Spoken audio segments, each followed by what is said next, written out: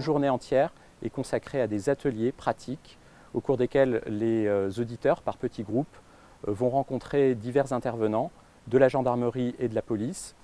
qui sont essentiellement des techniciens et des ingénieurs de police technique et scientifique, ou qui sont aussi des gendarmes qui officient, par exemple, à l'Institut de recherche criminelle de la Gendarmerie nationale. Chaque auditeur passe sur 4 ateliers et une exposition. Il y a des ateliers proposés en matière, par exemple, d'ADN, produits de marquage codé, documents à écriture, un atelier aussi sur la morpho-analyse des traces de sang, et puis 2 ateliers obligatoires à l'ensemble de la promotion qui portent sur la balistique et les explosifs, animés par des professionnels de la Gendarmerie nationale, et puis un atelier sur la scène de crime. Le premier objectif pédagogique de cette séquence,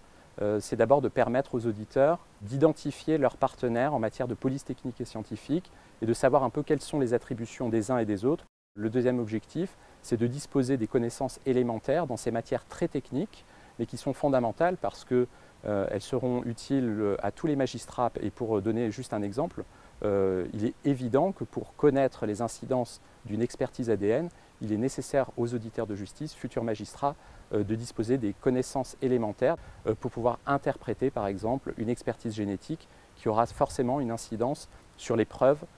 qui seront appréciées au cours d'une audience.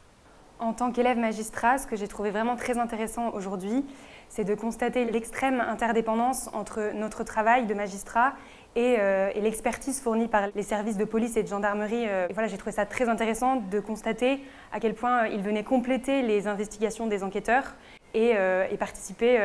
pleinement à la manifestation de la vérité.